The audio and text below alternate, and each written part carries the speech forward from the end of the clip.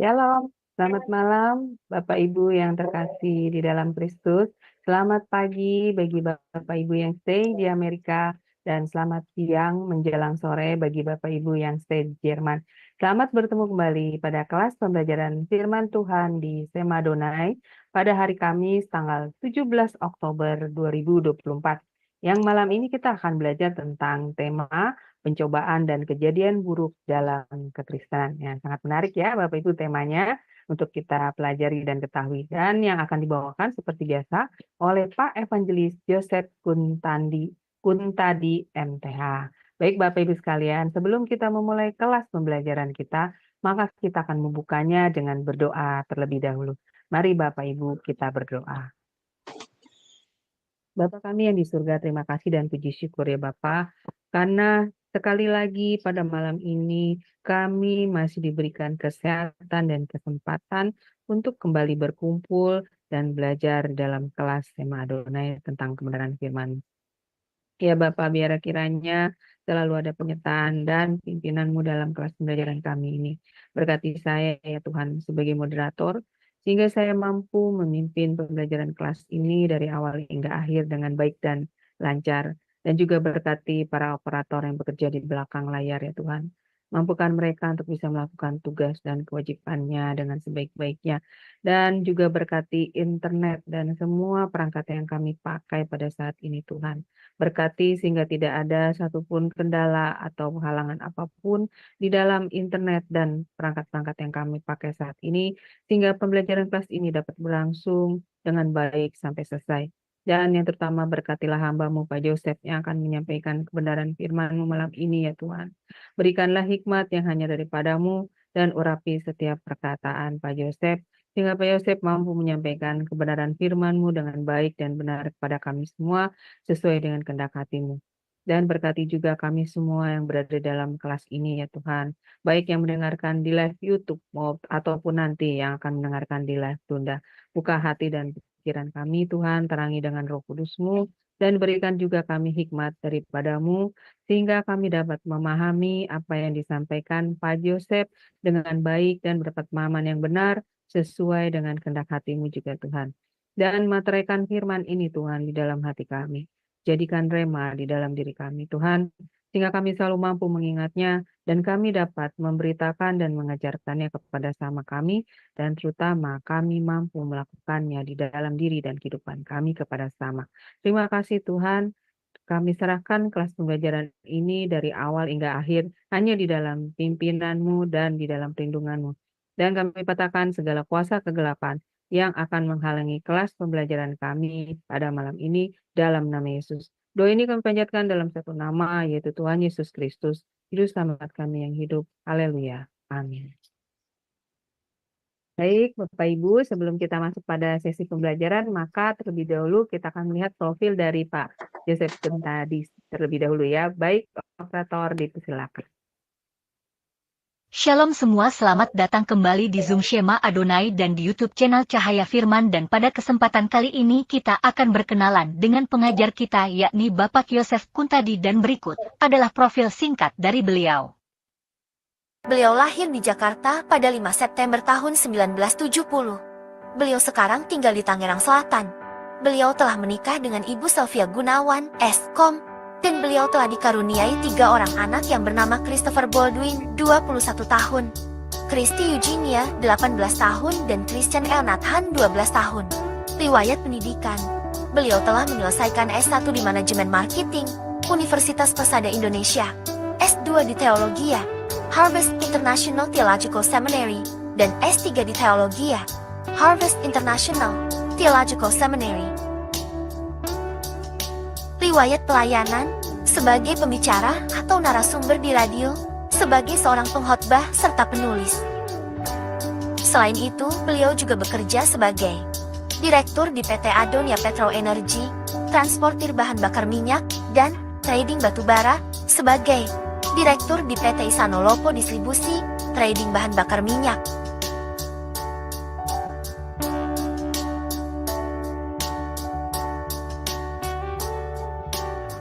Shalom semua.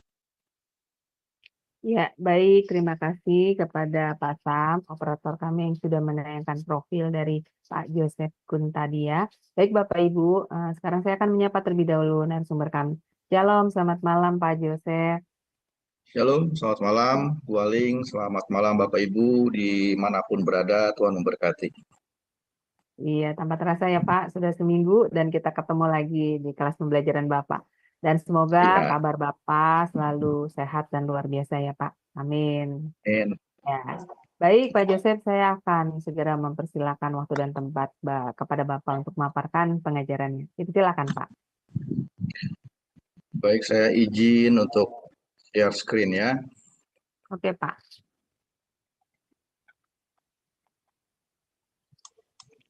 Oke, sudah terlihat ya Bu. Ya, sudah tampak, Pak. Nih, silakan. Oke, saya beresin dulu sebentar ini supaya terlihat juga di layar saya bagus. Oke, baik Bapak Ibu dimanapun berada. Pada malam hari ini kita mau sama-sama belajar tentang satu tema yang cukup menarik ya, pencobaan dan kejadian buruk dalam kekristenan. Minggu kemarin kita belajar tentang eh, menjawab doa-doa yang tak terjawab.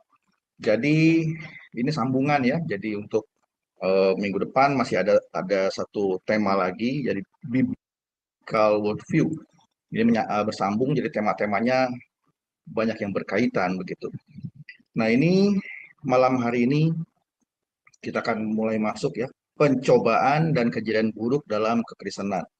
Sebelum kita masuk ke tema utama kita, saya mau sedikit review yang minggu kemarin. Jadi kita ada satu penyegaran ya, ingat tentang doa.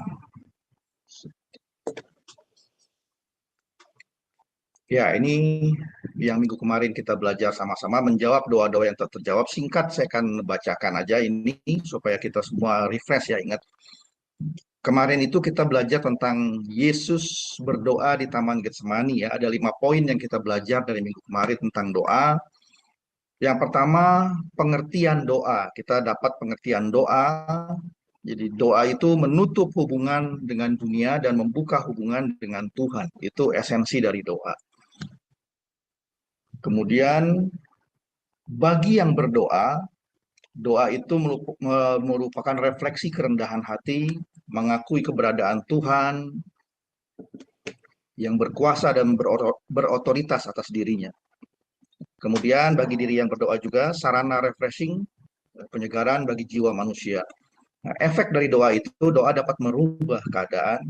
Kemudian sikap bagi yang berdoa itu menyerahkan hasilnya kepada Tuhan. Jadilah sesuai dengan kehendak Tuhan, begitu.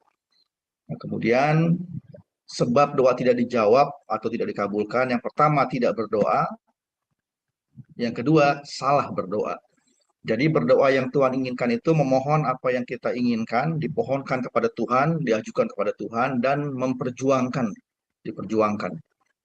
Kemudian efek dari doa itu dapat merubah keadaan. Nah itu review dari minggu kemarin ya. Nah kita akan masuk ke poin utama kita pada malam hari ini tentang pencobaan dan kejadian buruk dalam kekristenan.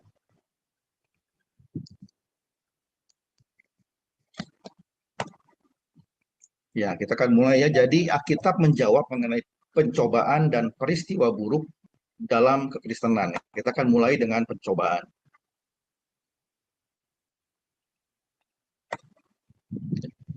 Apa itu pencobaan? Nah, saya akan ada beberapa ayat yang saya akan bacakan di sini.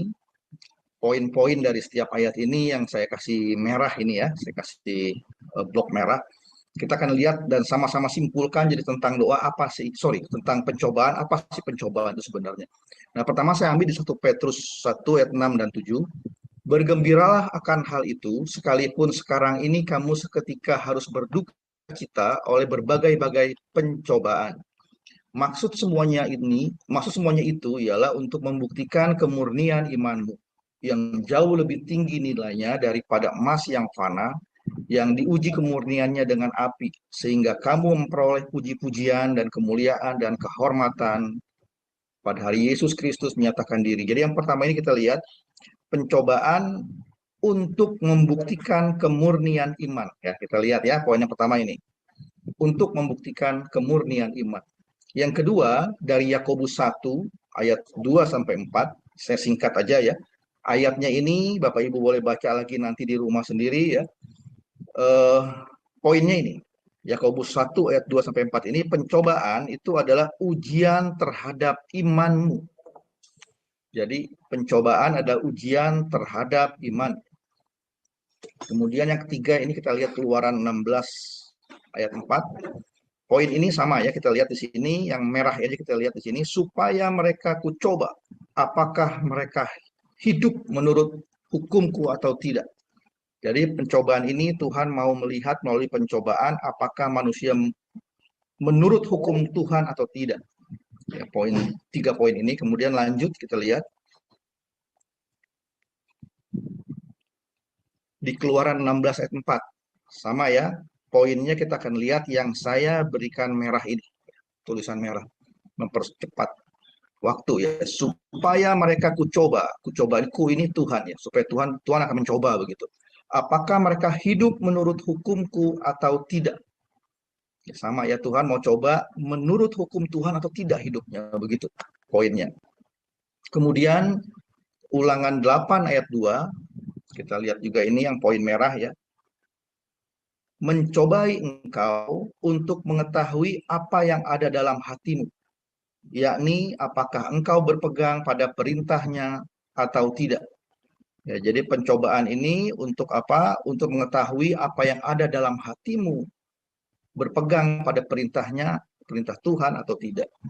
Kita lanjut Hakim-Hakim 2 ayat 21 sampai 22. Aku mencobai orang Israel, apakah mereka tetap hidup menurut jalan yang kutunjukkan, yang ditujukan Tuhan, seperti yang dilakukan oleh nenek moyang mereka atau tidak.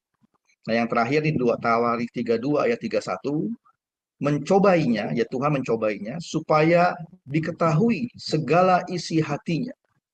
Nah, jadi itu, kalau kita lihat dari 8 ayat ya, 7 atau 8. 7. Dari 7 ayat ini kita lihat pencobaan ini. Jadi saya simpulkan di slide berikutnya, ini poinnya ya. Jadi yang dimaksud dengan pencobaan itu, ini dia poinnya. Pencobaan adalah ujian ketika manusia berhadapan dengan situasi yang mengharuskannya untuk memutuskan atau memilih jalan sesuai firman Tuhan atau tidak yang dipilihnya. Ya, tujuan pencobaan untuk membuktikan kesetiaan seseorang kepada Tuhan.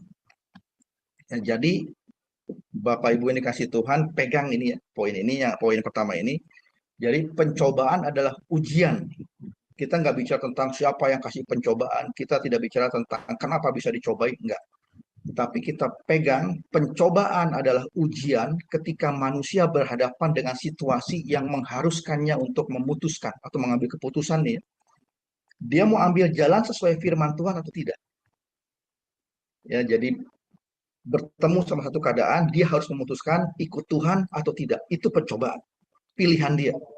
Ya, tujuan pencobaan untuk membuktikan kesetiaan seseorang kepada Tuhan. Poin pertama kita pegang itu ya. Nah, kita lanjut. Poin kedua.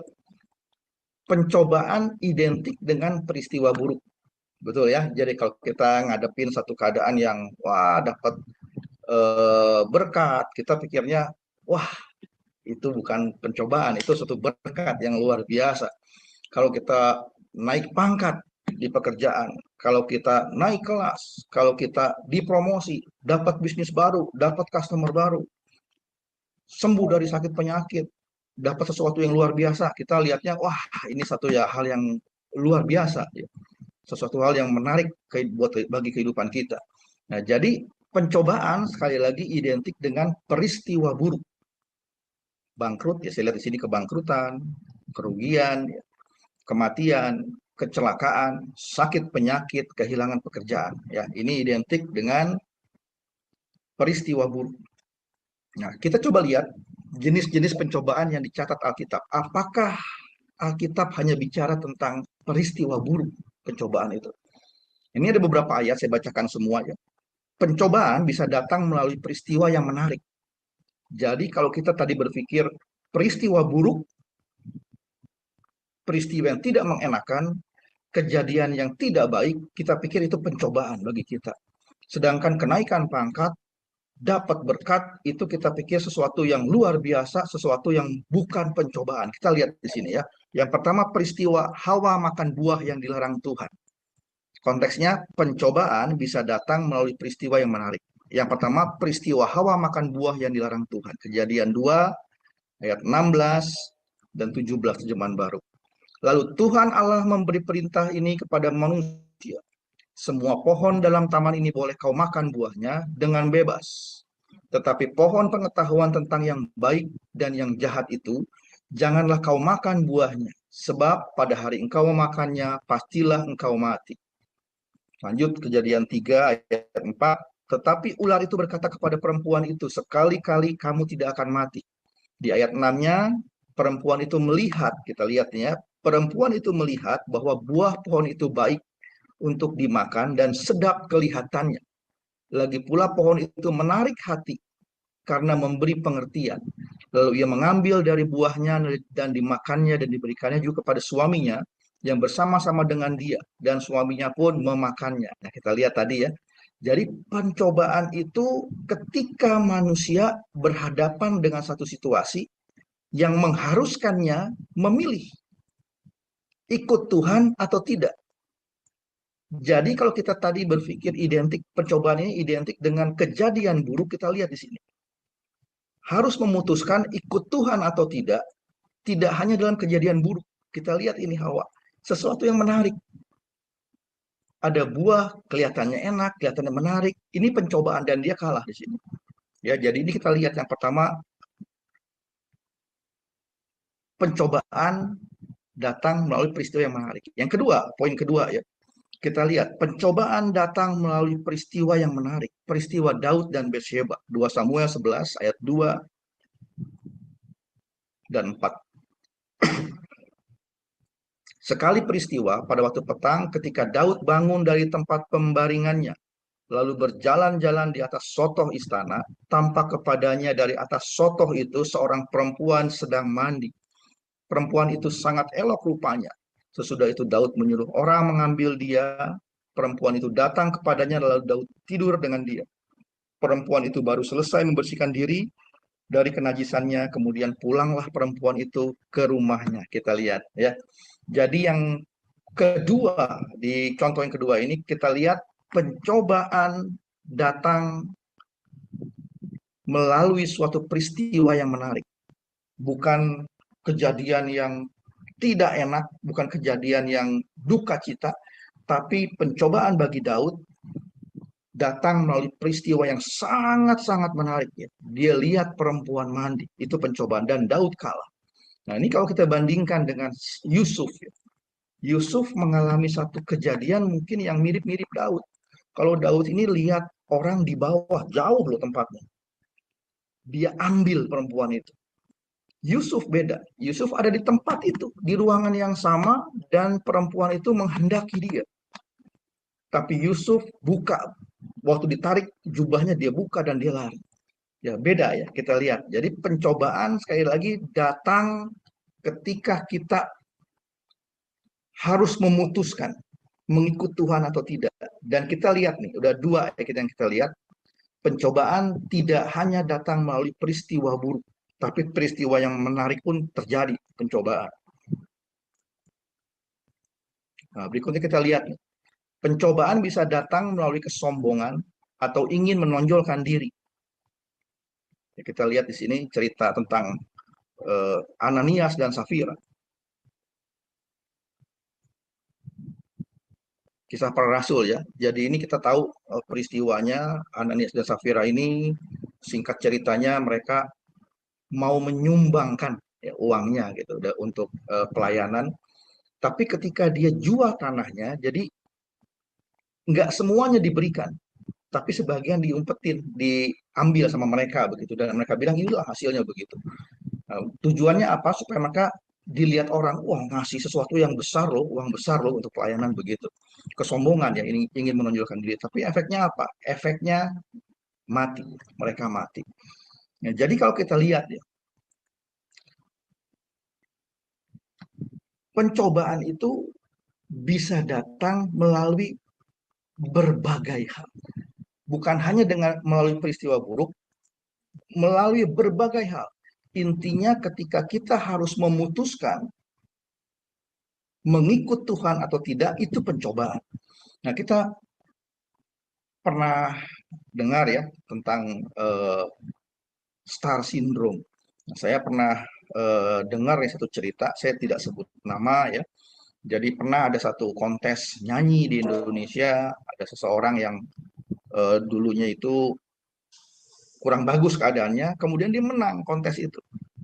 Waktu dia masih di bawah, waktu dia belum apa-apa, keluarganya harmonis. Tapi ketika dia jadi bintang, ya itu dia nggak bisa kuasai dirinya. Akhirnya dia apa? Berhadapan dengan satu keadaan yang sangat menarik kehidupannya, dia tinggal keluarga dan berantakan hidupnya.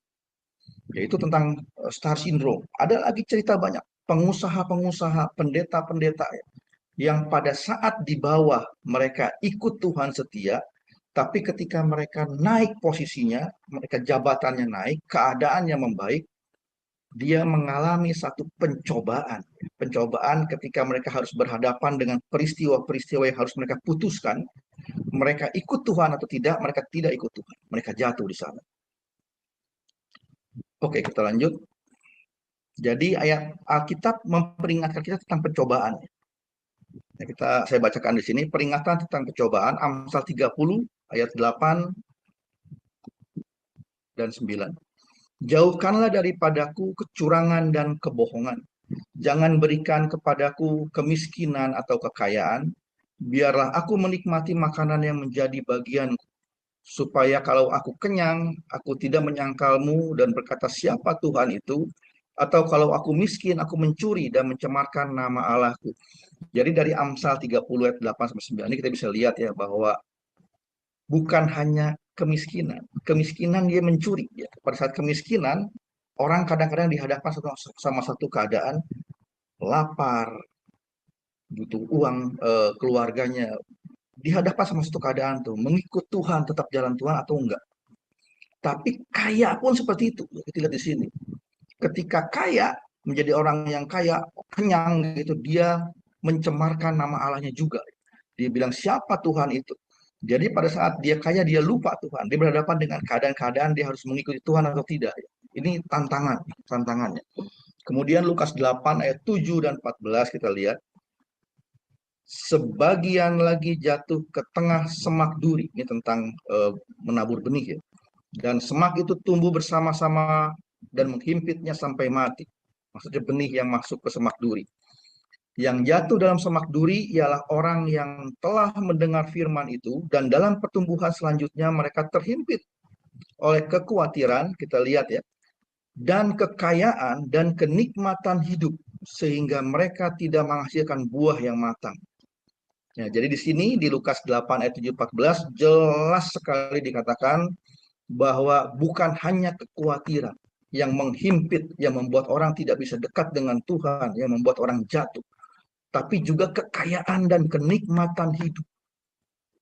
Orang lupa ya, orang pikir hanya keadaan sulit aja mereka harus memilih ikut Tuhan atau enggak, bertahan imannya, mempertahankan iman atau enggak. Tapi dalam keadaan kaya, dalam keadaan hidup yang sangat nikmat, itu juga tantangan. Banyak kali orang jatuh pada saat mereka hidupnya ini begitu nikmat, begitu kaya.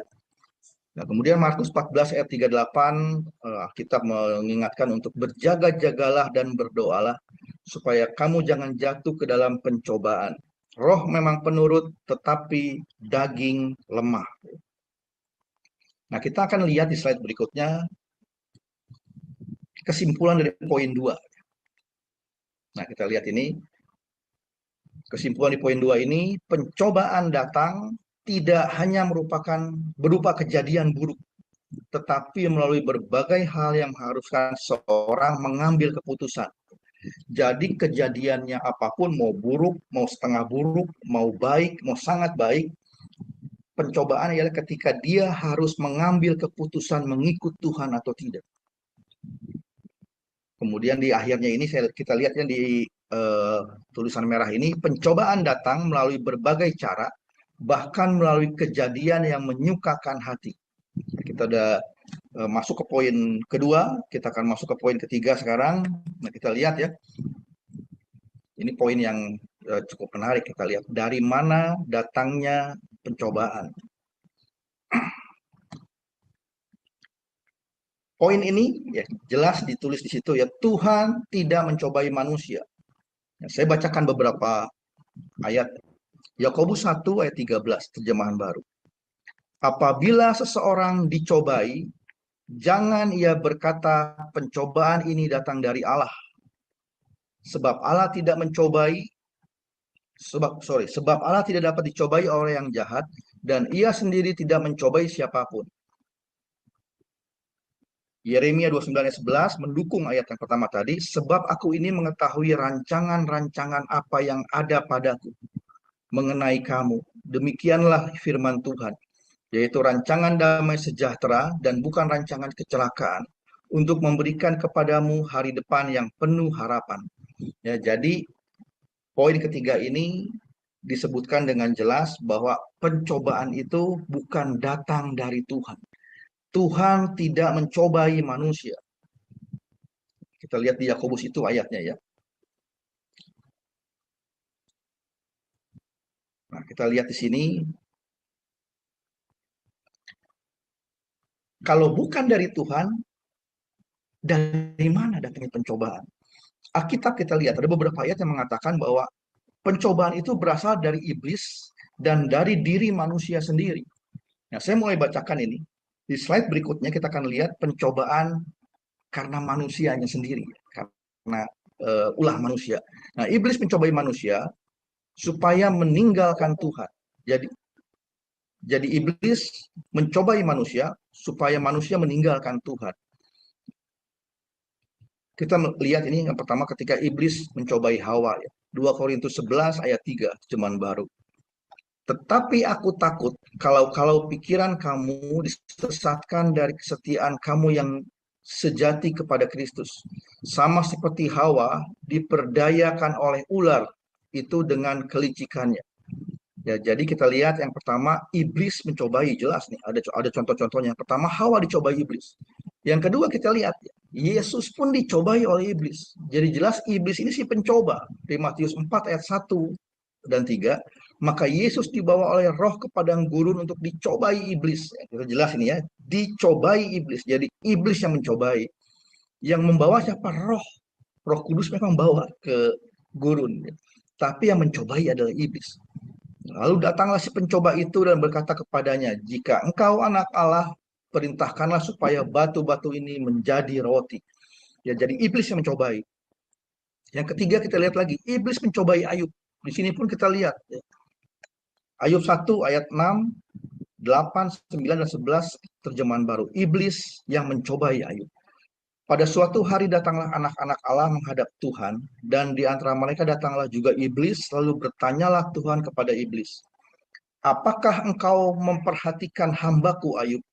Sebab tiada seorang pun di bumi seperti dia, yang demikian saleh dan jujur, tetap yang takut akan Allah dan menjauhi kejahatan. Lalu jawab iblis kepada Tuhan, apakah dengan tidak mendapat apa-apa Ayub takut akan Allah?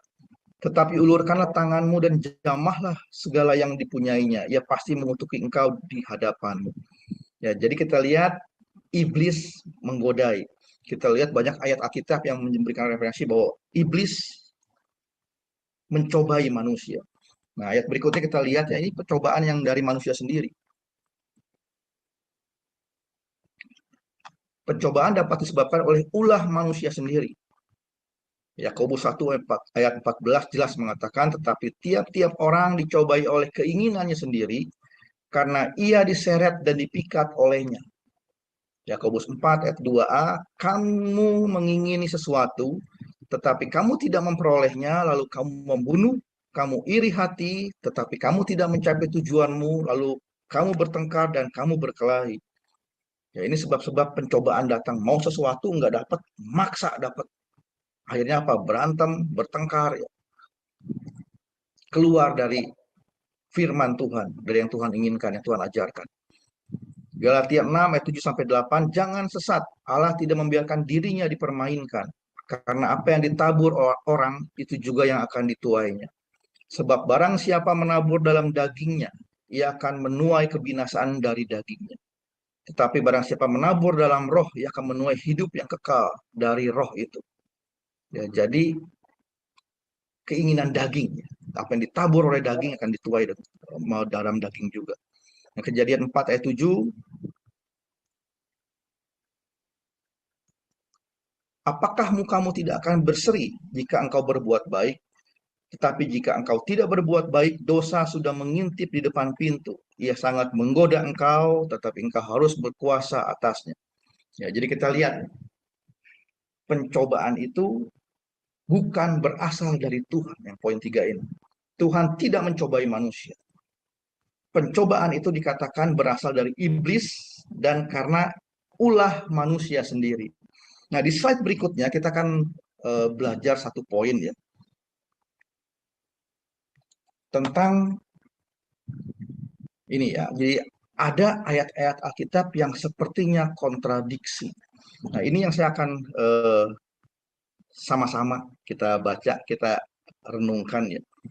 Bahwa dikatakan tadi pencobaan bukan berasal dari Tuhan. Tuhan tidak pernah atau tidak mencobai manusia, tapi berasal dari iblis dan ulah manusia sendiri. Tapi kita lihat ya, di Alkitab ini ada ayat-ayat yang kontradiktif begitu. Allah dikatakan tidak mencobai, tapi di ayat lain kita temukan bahwa ayat-ayat itu mengkonfirmasi bahwa Allah mencobai. Kita akan baca di beberapa ayat ini ya. Yakobus 1 ayat 13, terjemahan baru. Apabila seseorang dicobai, janganlah ia berkata pencobaan ini datang dari Allah. Sebab Allah tidak dapat dicobai oleh yang jahat dan ia sendiri tidak mencobai siapapun. Nah, jelas ya. Ini yang biru yang mengkonfirmasi bahwa pencobaan bukan dari Tuhan. Apabila seseorang dicobai, jangan ia berkata pencobaan ini datang dari Allah. Ia, Allah sendiri, tidak mencobai siapapun. Yakobus 1 ayat 13. Tapi banyak ayat-ayat yang kontradiksi. Kita lihat Keluaran 16 ayat 4, terjemahan baru.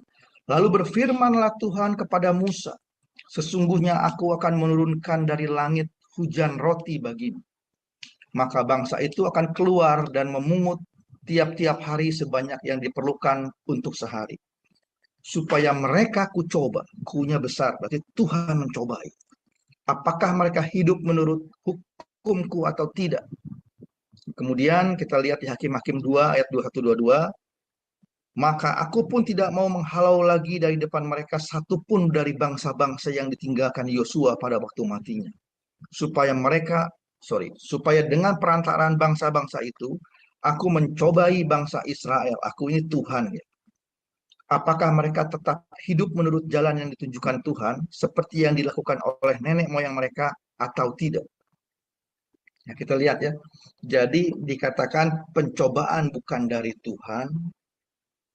Pencobaan itu karena ulah iblis dan ulah manusia. Tapi ada ayat-ayat yang kontradiksi di sini. Nah, kita akan pelajari lebih jauh tentang satu teori. Satu teori. Nah, ini kita baca ya. Saya bacakan. Jadi ada satu teori tentang special case authority.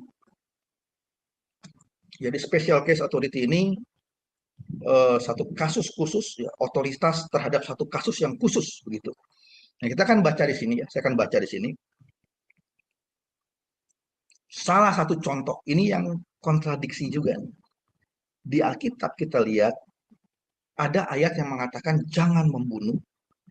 Tapi di sisi lain Allah pernah mengatakan bunuh, habisi bangsa Amalek. Kita lihat ya.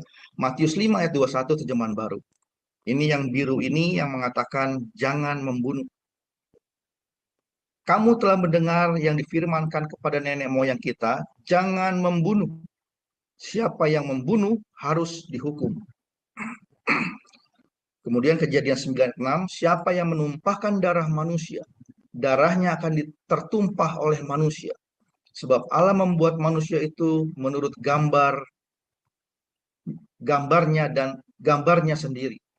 Nah, ini yang biru ini mengatakan, ya Tuhan mengatakan bahwa jangan membunuh.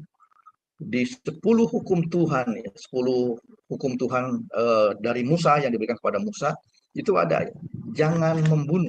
Salah satunya itu jangan membunuh. Yang keenam, salah. Jelas Tuhan perintahkan jangan membunuh. Tapi kita lihat, ada beberapa ayat yang sangat kontradiksi. 1 Samuel 15 ayat 3. Ini ketika perang melawan Amalek. Jadi pergilah sekarang, Tuhan bilang nih, pergilah sekarang, kalahkanlah orang Amalek. Tumpaslah segala yang ada padanya, dan jangan ada belas kasihan kepadanya. Bunuhlah semuanya, laki-laki maupun perempuan, kanak-kanak maupun anak-anak yang menyusui, lembu maupun domba, unta maupun keledai. Kita lihat ya, sadis ya. Jadi bahkan anak-anak sampai yang menyusui, yang nggak bisa melawan, bunuh, tumpas habis semuanya. Sampai lembu, domba, unta maupun keledai, habisi semuanya. Nah, demikian juga pencobaan. Jadi pencobaan ini kita lihat ada hal-hal yang sepertinya kontradiksi. Nah, kita lihat nih, apa yang dimaksud dengan teori special case authority ini. Jadi teori ini bicara tentang begini ya. Otoritas atau kewenangan Tuhan untuk bertindak di luar hukum yang telah ditetapkannya untuk tujuan khusus dan tertentu. Ya, jadi jelas ya. Jadi special case authority ini otoritas atau kewenangan Tuhan untuk bertindak di luar hukum yang telah ditetapkannya untuk tujuan khusus dan tertentu. Jadi ada yang sifatnya umum, firman Tuhan itu ada yang sifatnya umum, ada yang sifatnya khusus. Yang sifatnya umum itu punya manusia, wilayah manusia. Untuk yang khusus, ini masuk ke special case authority. Jadi Tuhan bertindak di luar hukum yang telah ditetapkannya. Jadi contoh kalau kita lihat tadi tentang pencobaannya. Jadi secara umum yang berlaku, Tuhan tidak mencobai manusia. Tapi untuk case tertentu, untuk tujuan tertentu, untuk tujuan khusus, dia mencobai manusia. Mengerti ya? Jadi harapan saya Bapak Ibu mengerti tentang ini. Nah, ada beberapa contoh tentang special case authority ini. Kita lihat di beberapa ayat berikut. Contoh special case authority.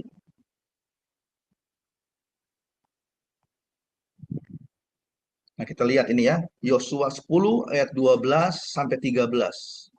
Ini contoh ketika Tuhan memperlihatkan otoritasnya, menggunakan otoritasnya. Matahari dan bulan berhenti. Secara umum matahari dan bulan tidak bisa berhenti. Dia mutar terus, berotasi. Tapi special case authority, Tuhan menggunakan otoritasnya, matahari dan bulan berhenti. Yosua 10, 12 sampai 13. Lalu Yosua berbicara kepada Tuhan pada hari Tuhan menyerahkan orang Amori itu kepada orang Israel. Ia berkata di hadapan orang Israel, matahari berhentilah di atas Gibeon, dan engkau bulan di atas lembah Ayalon. Maka berhentilah matahari dan bulan pun tidak bergerak, sampai bangsa itu membalaskan dendamnya kepada musuhnya. Bukankah hal itu telah tertulis dalam kitab orang jujur? Matahari tidak bergerak di tengah langit, dan lambat-lambat terbenam kira-kira sehari penuh. Kita lihat. Ini contoh dari special case authority. Yang kedua, Lukas 9 ayat 16 sampai 17. Ketika 5 roti dan 2 ikan menjadi ribuan roti dan ribuan ikan untuk makan 5.000 orang, hanya kepala keluarganya, belum termasuk istri dan anak-anak. Dan setelah ia mengambil 5 roti dan 2 ikan itu, Lukas 9, 16, 17, Ia menengadah ke langit, ya Tuhan Yesus, mengucap berkat, lalu memecah-mecah roti itu dan memberikannya kepada murid-murid supaya dibagi-bagikannya kepada orang banyak, dan mereka semuanya makan sampai kenyang. Kemudian dikumpulkan potongan-potongan roti dan yang sisa sebanyak 12 bakul. Kita tahu peristiwa ini ya, 5 roti dan 2 ikan, kemudian Tuhan Yesus suruh kasih makan 5.000 orang, belum termasuk keluarganya, laki-laki aja itu. Melalui 5 roti dan 2 ikan ini, menjadi ribuan roti dan ribuan ikan. Ini special case, nggak mungkin terjadi untuk kasus-kasus yang umum. Nah, kemudian kita lihat lagi di Lukas 1 ayat 31, 34 sampai 35, ketika terjadi satu tindakan Tuhan menggunakan otoritasnya ya, dalam kasus-kasus tertentu. Maria mengandung dan melahirkan anak tanpa benih laki-laki. Sesungguhnya engkau akan mengandung dan akan melahirkan seorang anak laki-laki, dan hendaklah engkau menamai dia Yesus. Kata Maria kepada malaikat itu, bagaimana hal itu mungkin terjadi karena aku belum bersuami? Jawab malaikat itu kepadanya, Roh Kudus akan turun atasmu dan kuasa Allah yang Maha Tinggi akan menaungi engkau. Sebab itu anak yang akan kau lahirkan itu akan disebut Kudus, anak Allah. Ya, jadi kita lihat tentang special case authority ini. Jadi pencobaan itu secara prinsip, secara umum bukan dari Tuhan. Dan kita ada di situ. Pencobaan bukan dari Tuhan. Tapi Tuhan punya otoritas untuk kasus-kasus tertentu. Di mana dia menggunakan otoritasnya untuk kasus tertentu, untuk hal-hal tertentu. Seperti Israel, suatu bangsa yang besar yang akan jadi contoh, yang akan jadi cikal bakal dari kelahiran Yesus. Dicobai oleh Tuhan. Special case authority. Ini wilayahnya Tuhan. Jadi wilayah kita, wilayah yang umum. Jadi kita mengerti sekarang, firman Tuhan itu ada yang sifatnya umum, ada yang sifatnya special case. Dan kita main di ranah yang sifatnya umum. Nah, ini saya akan bacakan satu ayat yang menutup tentang poin ini ya. 1 Korintus 10 ayat 13. Pencobaan-pencobaan yang kamu alami ialah pencobaan-pencobaan biasa yang tidak melebihi kekuatan manusia. Sebab Allah setia, dan karena itu ia tidak akan membiarkan kamu dicobai melampaui kekuatanmu. Pada waktu kamu dicobai, ia akan memberikan kepadamu jalan keluar, sehingga kamu dapat menanggungnya. Ini kesimpulan ya. Jadi 3 poin yang kita belajar tadi tentang pencobaan, saya simpulkan ini. Yang pertama, pencobaan adalah ujian untuk membuktikan kesetiaan kepada Tuhan. Jadi setiap peristiwa yang mengharuskan kita mengambil keputusan ikut Tuhan atau tidak, itu pencobaan.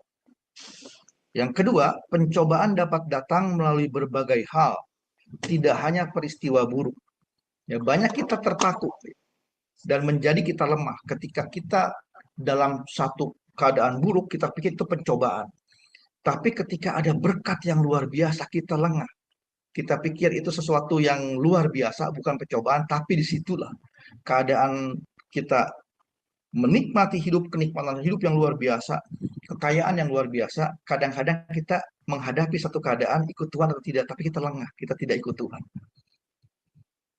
Nah, poin yang ketiga, pencobaan bukan berasal dari Tuhan, melainkan dari iblis dan karena ulah manusia.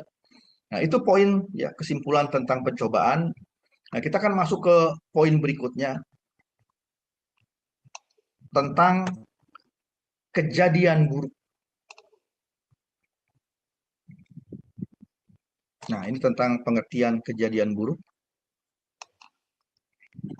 Saya bacakan ya. Jadi secara umum, kejadian buruk adalah peristiwa alami yang terjadi secara natural, tanpa rekayasa, atau karena keteledoran manusia yang mengakibatkan kerugian, baik kerugian materi, fisik, sampai kehilangan nyawa. Nah, kita lihat contoh-contohnya ya. Markus 4 ayat 37 terjemahan baru. Lalu mengamuklah taufan yang sangat dahsyat dan ombak menyembur masuk ke dalam perahu sehingga perahu itu mulai penuh dengan air. Nah, ini cerita tentang Yesus, bahkan Yesus ya dan murid-muridnya ketika dia nyebrang ya, terjadi badai yang luar biasa. Kita tahu ceritanya ketika Yesus menghardik badai itu. Ya. Ini kejadian alami, ya, kejadian buruk tapi alami, natural. Kemudian Yohanes 11 ayat 14. Karena itu Yesus berkata dengan terus terang, Lazarus sudah mati. Ya, jadi ini tentang, sorry sebentar. Ini tentang kematian. Jadi kematian itu peristiwa seperti apa sih? Apakah peristiwa yang disetting? No, kematian peristiwa yang alami, yang natural memang terjadi. Kemudian kita lihat lagi ada penyakit yang memang natural terjadi. Matius 9 ayat 20. Pada waktu itu seorang perempuan yang sudah 12 tahun lamanya menderita pendarahan maju mendekati Yesus dari belakang dan menjamah jumbai jubahnya.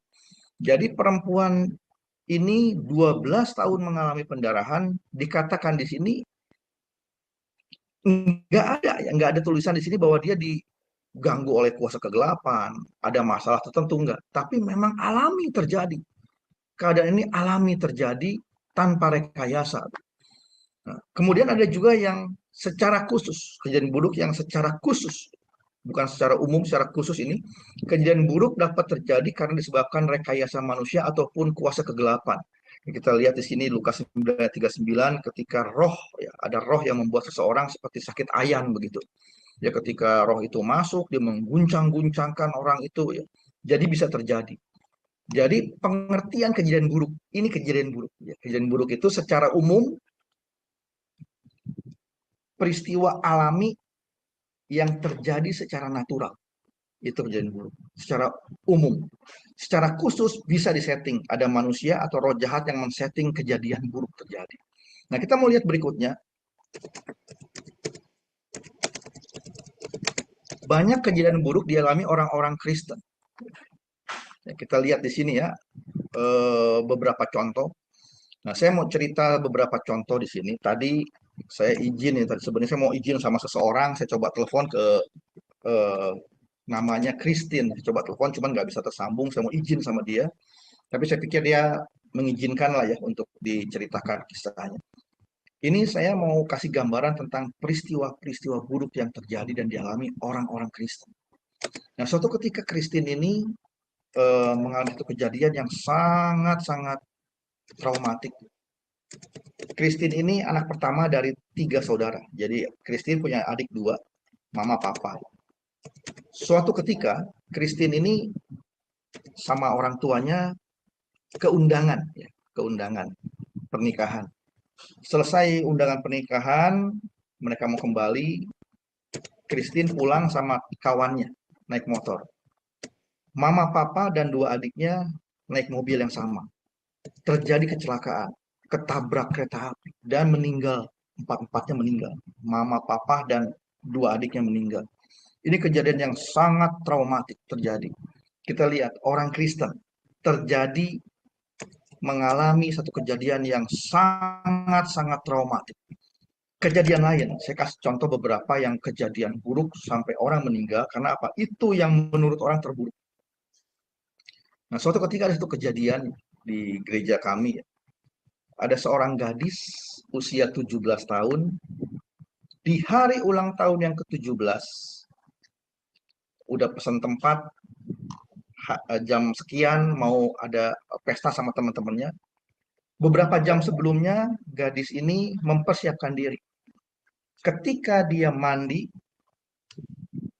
showernya listrik ya, itu koslet sampai kesetrum.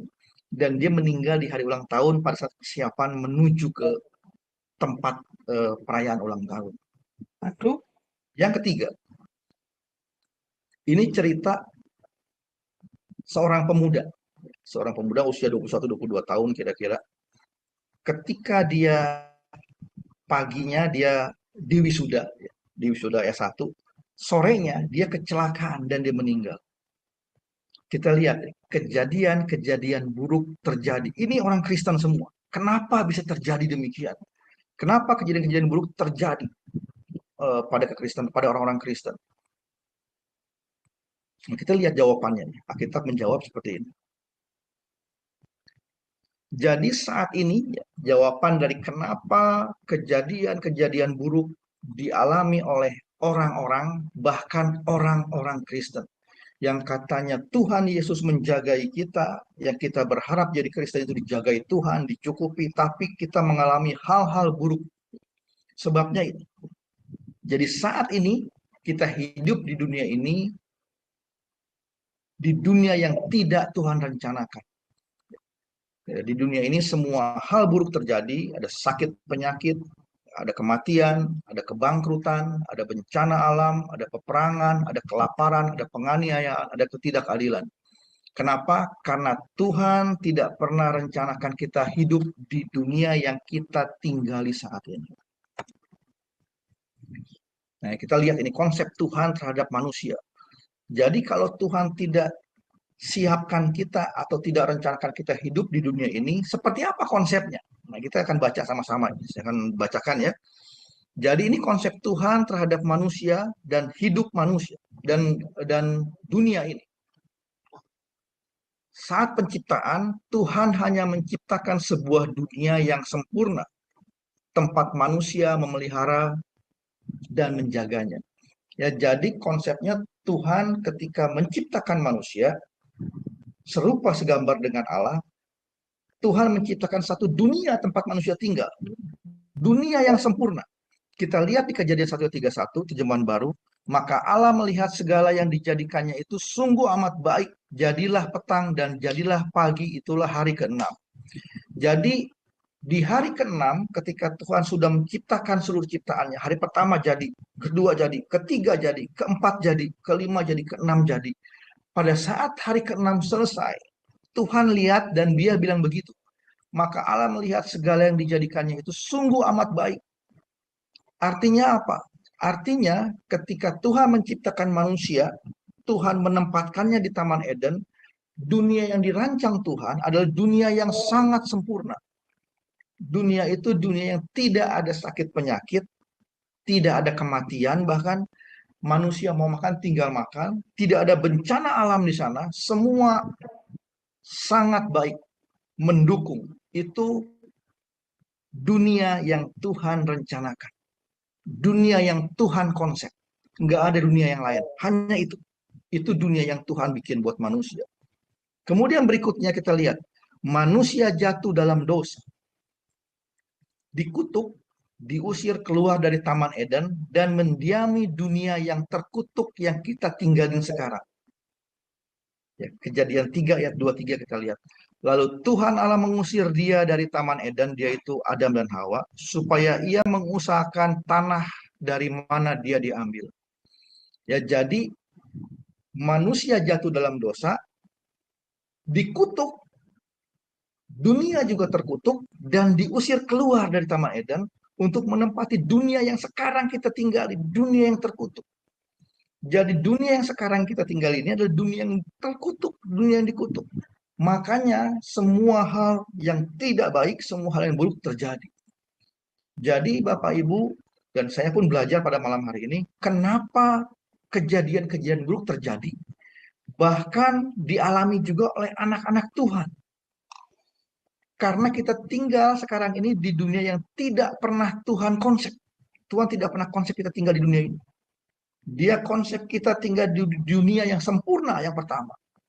Kita tinggal di dunia ini karena apa? Karena kita diusir. Karena karena Adam dan Hawa diusir dan keluar dari Taman Eden, mendiami dunia yang terkutuk sekarang ini. Jadi kita ngerti ya, kita tinggal di dunia yang terkutuk. Dan di dunia terkutuk ini kita tidak tinggal selama-lamanya. Karena lihat poin yang ketiga nih. Tuhan telah menyiapkan keselamatan dalam Kristus dan mengembalikan manusia pada dunia yang sempurna. Seperti dunia yang Tuhan konsep pada awal penciptaan. Jadi Tuhan sudah siapkan nanti. Satu dunia yang sama. Duplikasi sama yang pertama. Yang Tuhan ciptakan pertama yang sempurna. Kita lihat di Wahyu 21 ayat 2-4 terjemahan baru. Dan aku melihat kota yang kudus, Yerusalem yang baru, turun dari surga, dari Allah yang berhias bagaikan pengantin perempuan yang berdandan untuk suaminya. Lalu aku mendengar suara yang nyaring dari tahta itu berkata, "Lihatlah, kemah Allah ada di tengah-tengah manusia. Ia akan diam bersama-sama dengan mereka. Mereka akan menjadi umatnya dan ia akan menjadi Allah mereka.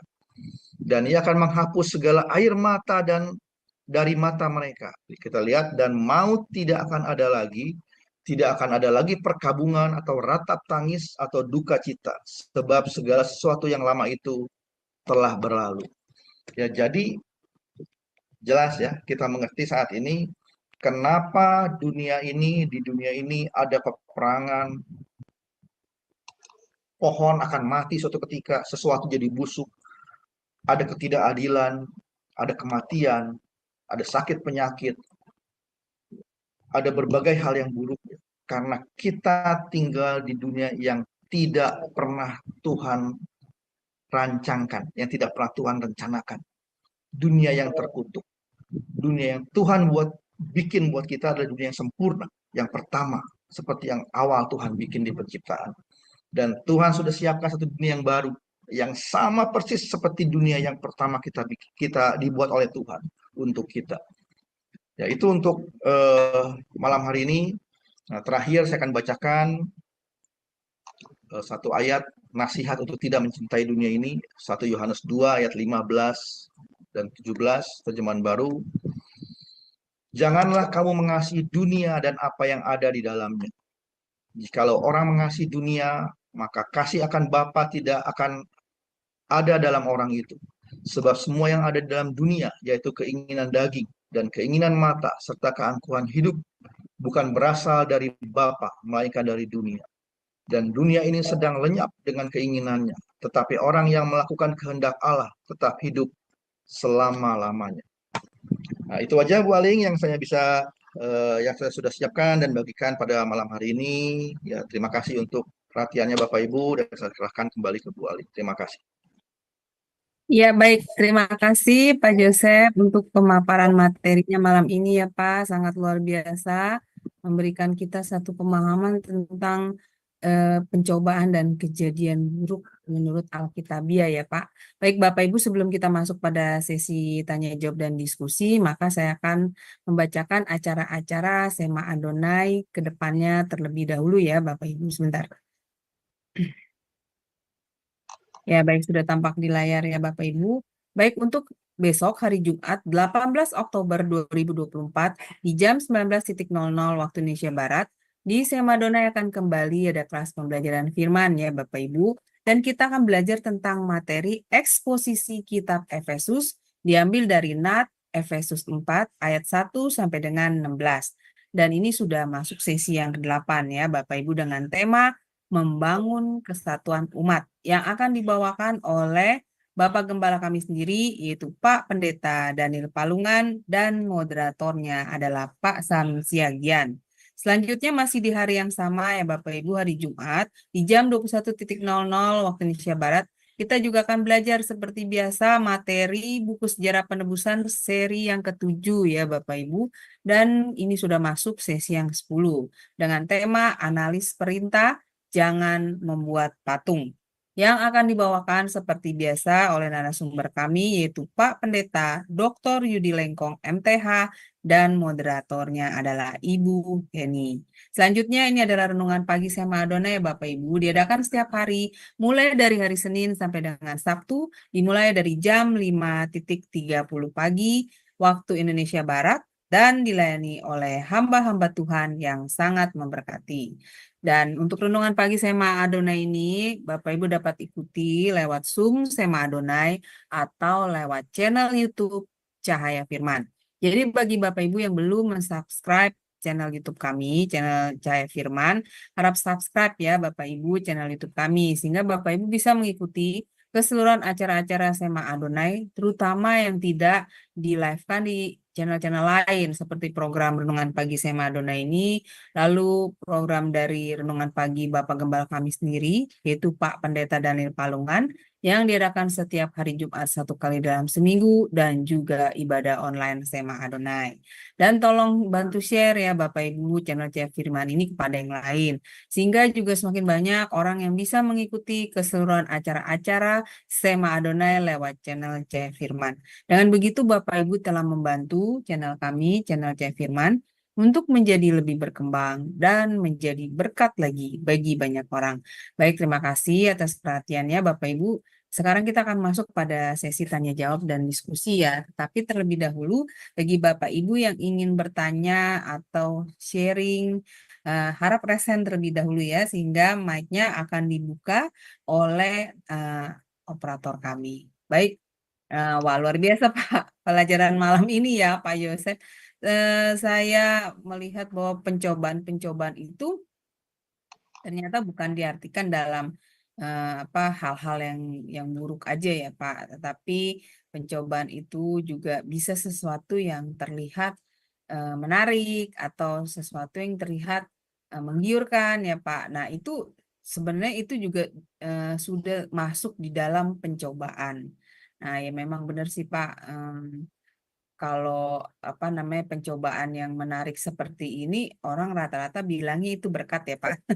Seperti kenaikan jabatan atau apa, tetapi dengan embel-embel di belakangnya Pak. Misalnya kamu harus menyangkal Tuhanmu, pindah agama atau gitu kan ada ya Pak seperti itu ya. Nah, ini yang bahaya ini pencobaan-pencobaan seperti ini. Dan juga pencobaan-pencobaan yang tadi dibilang adalah kejadian yang buruk ya Pak, pencobaan seperti kematian, lalu kecelakaan atau apa. Nah, yang saya mau tanyakan ini Pak, bagaimana dengan pencobaan? Kan tadi pencobaan itu kan ada yang datangnya dari iblis dan dari keinginan manusia, ya Pak ya.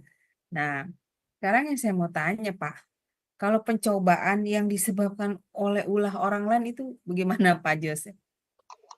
Ya, jadi seseorang itu mengalami pencobaan, pencobaan penderitaan gitu akibat ulah dari keinginan manusia lain gitu Pak. Nah ini bagaimana Pak kalau kasus seperti ini? Ya silakan Pak Joseph.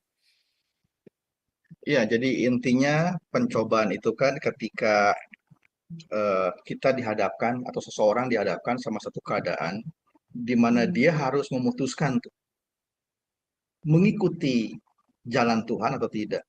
Nah, yang bisa kita lihat di sini yang tadi Bu Aling tanya ya, cobaan yang disebabkan bukan oleh Ulah orang itu sendiri diri Pak. sendiri, Ya, bukan oleh ya, iblis tapi, itu ya, tapi oleh iya, orang lain tapi itu. oleh orang lain. Nah, kita Iya. bisa lihat dari kasusnya Ayub nih. Ayub ini kan dicobai iblis. Kemudian istrinya, ibu mungkin ingat ya, istrinya bilang apa? Udah kamu Kutuki Tuhanmu ya. kutuki aja Tuhanmu dan matilah, dibilang begitu kan. Nah, tapi Ayub bilang apa? Dia enggak, dia pilih tuh. Waktu istrinya bilang seperti itu, dia dihadapkan sama satu keadaan harus memilih kan. Dia ikuti istrinya atau enggak. Dan dia tetap ikuti jalan Tuhan. Dia bilang apa? Kamu seperti perempuan gila. Masa mau dapat yang baik saja dari Tuhan, tapi tidak mau menerima hal seperti ini. Jadi dalam hal ini dikatakan Ayub tidak bersalah. Ya, kita lihat seperti itu. Jadi kalau saya lihat pencobaan itu intinya itu mau bentuknya apapun, mau dari siapapun, ketika seseorang berhadapan dengan satu situasi dia harus memutuskan ikut Tuhan atau tidak, itu pencobaan. Seperti itu Bu Ali. Nah, Pak, apakah pencobaan jenis seperti itu datangnya dari iblis itu, Pak? Yang jenis seperti yang tadi saya bilang, Pak. Jadi orang ini mengalami pencobaan, tapi disebabkan bukan oleh keinginan dia, tetapi oleh keinginan orang lain. Apa itu pencobaan yang disebut datangnya dari iblis? Apa itu? Tergantung kasus ya Bu ya, karena saya lihat kan banyak juga percobaan-percobaan ini yang contoh Bu ya, contoh seseorang mau naik pangkat tapi ada iming-iming harus ikut login lah ke satu agama tertentu misalnya seperti itu. Itu kan cobaan juga ya. Cobaan yang saya lihat bukan dari iblis tapi memang tawaran dari dunia. Nah, dia harus memutuskan tuh dia mau ikut atau enggak, atau mau tetap bertahan. Walaupun pangkat itu dia nggak naik tapi dia tetap bertahan seperti itu. Jadi belum tentu dari iblis.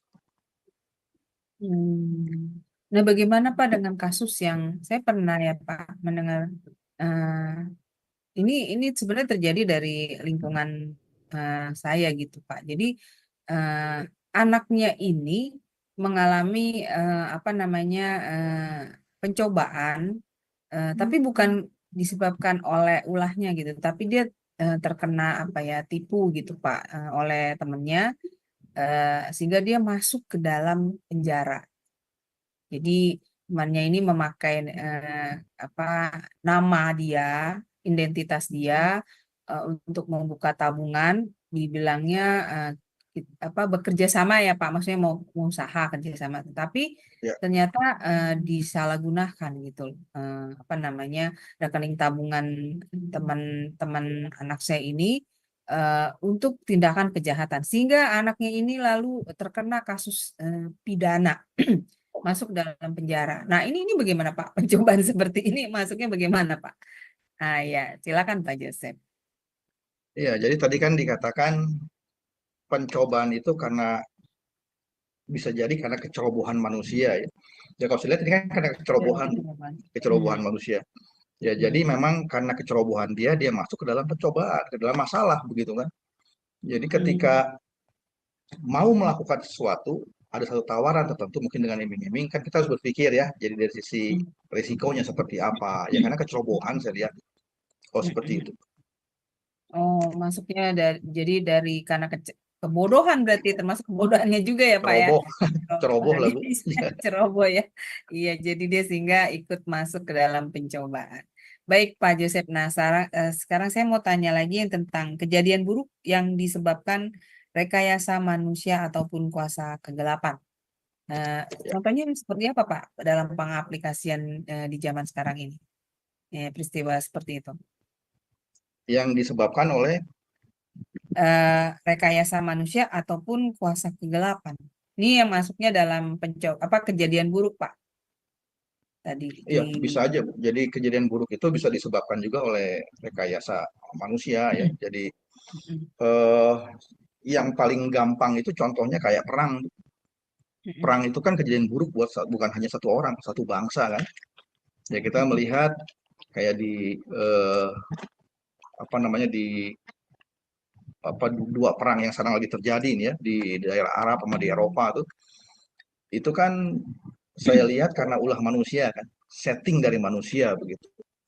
Nah, itu mm, kejadian buruk yang terjadi bukan hanya bagi satu dua orang, bagi jutaan orang.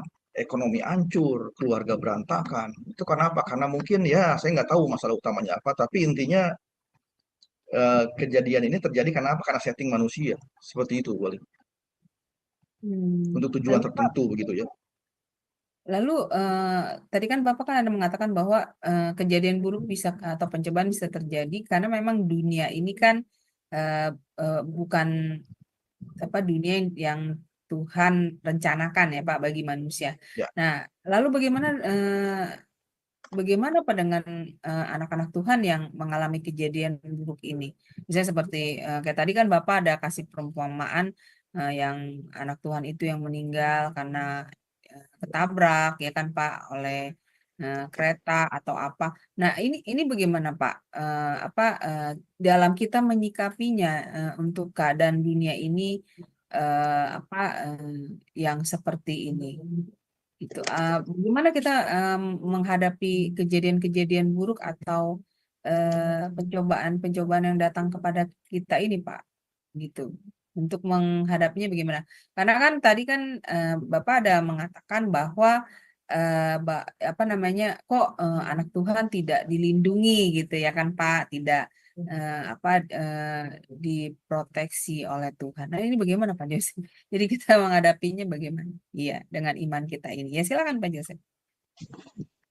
ya jadi sebenarnya ada satu eh, materi lagi nih Bu untuk lanjutan dari kejadian buruk ini. Tapi memang waktu nggak Hmm. keburu ya. Jadi saya kebetulan Ibu Aling nanya di sini. Ya. Jadi prinsipnya gini Bu. Prinsipnya di dunia ini nggak usah berpikir ya bahwa kalau ada satu kejadian buruk ada ayatnya nih. Saya lupa jadi apa ya.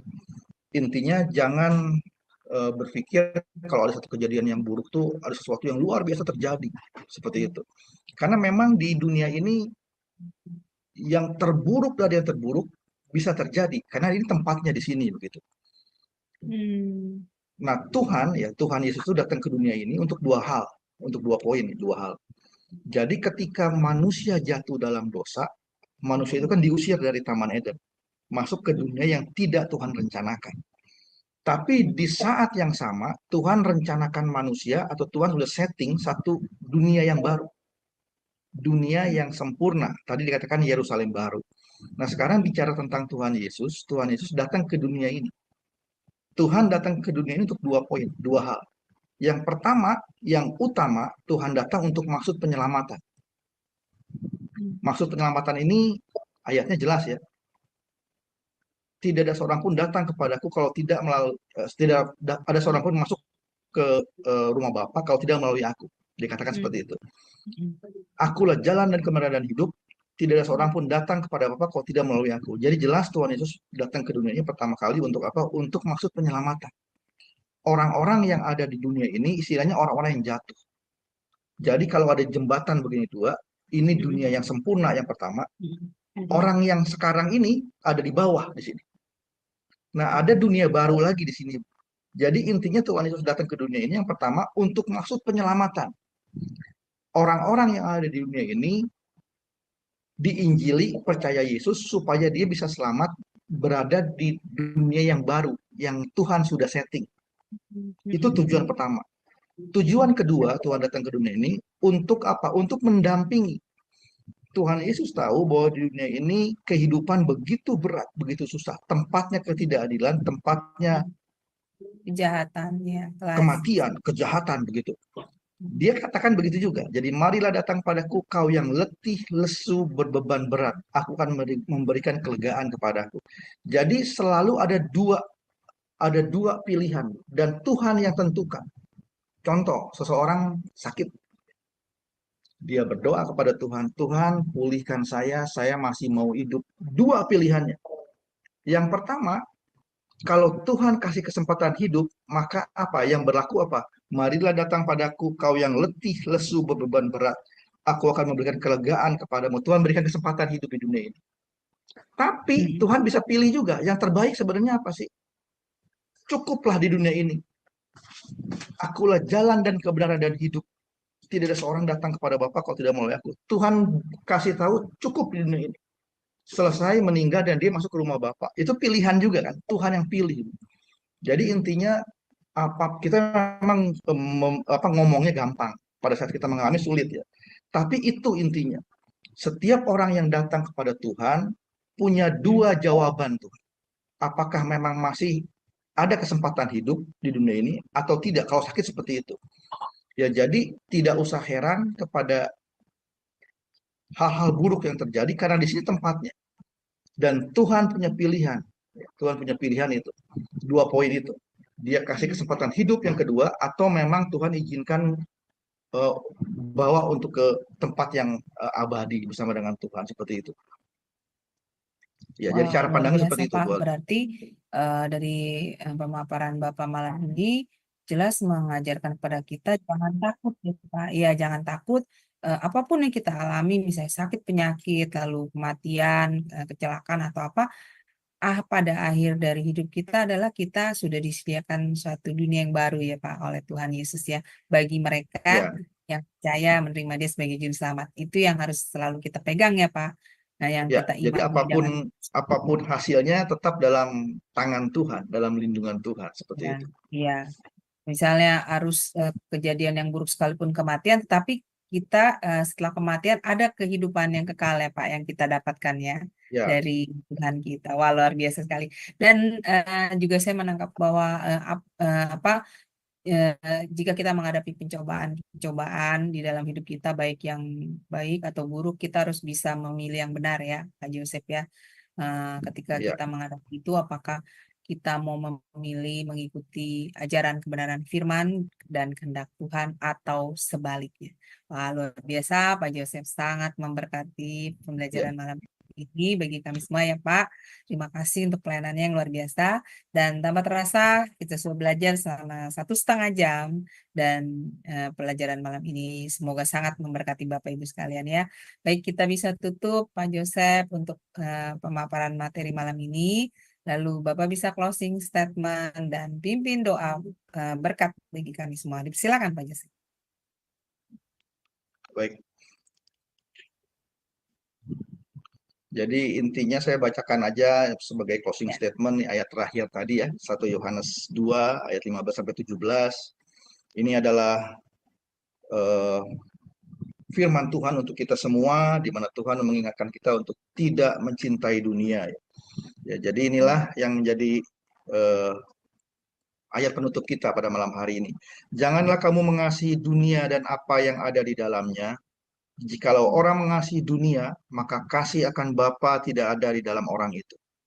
Sebab semua yang ada di dalam dunia, yaitu keinginan daging dan keinginan mata, serta keangkuhan hidup, bukanlah berasal dari Bapa, melainkan dari dunia. Dan dunia ini sedang lenyap dengan keinginannya. Tetapi orang yang melakukan kehendak Allah tetap hidup untuk selama-lamanya. Oke, kita akan bersatu dalam doa. Tuhan Yesus yang baik, terima kasih buat malam hari ini. Kami percaya Tuhan sertai kami, dan apa yang sudah dibagikan pada malam hari ini Tuhan menjadi bagian dalam kehidupan kami. Kami tahu tentang arti pencobaan, dan kami tahu tentang arti peristiwa buruk Tuhan. Dan kami semakin mengasihi Tuhan karena apa yang sudah kami dengar pada malam hari ini menjadi bagian dalam kehidupan kami. Terima kasih Tuhan, berkati kami dimanapun berada, dan kami percaya setiap langkah kami memuliakan nama Tuhan. Orang melihat kami dan orang memuliakan Tuhan karena apa yang telah kami perbuat dalam kehidupan sehari-hari, mencerminkan kehidupan Kristus. Terima kasih Tuhan. Di dalam nama Tuhan Yesus kami berdoa, haleluya, amin. Ya, baik, terima kasih Pak Joseph untuk pelayanannya yang sangat memberkati kami semua. Semoga pelayanan Pak Joseph selalu diberkati Tuhan, lebih dan lebih lagi menjadi berkat bagi banyak orang, dan Pak Joseph selalu diberikan kesehatan. Amin. Ya, baik Bapak Ibu, ini sekian ya pembelajaran kelas kita saat ini. Terima kasih atas kebersamaannya, dan kelas ini akan tetap ada Bapak Ibu di minggu depan di hari yang sama, hari Kamis di pukul yang sama, pukul 21:10 waktu Indonesia Barat, dengan tema-tema yang menarik lainnya. Dan juga masih ada kelas-kelas pembelajaran selama seminggu penuh ya Bapak Ibu di Sema Adonai, dimulai pada malam hari. Dan juga besok pagi ada renungan pagi Sema Adonai. Jadi Bapak Ibu tetap stay bersama kami ya untuk belajar tentang kebenaran firman Tuhan. Baik Bapak Ibu sekalian, selamat beristirahat. Tuhan berkati. Shalom, shalom, shalom.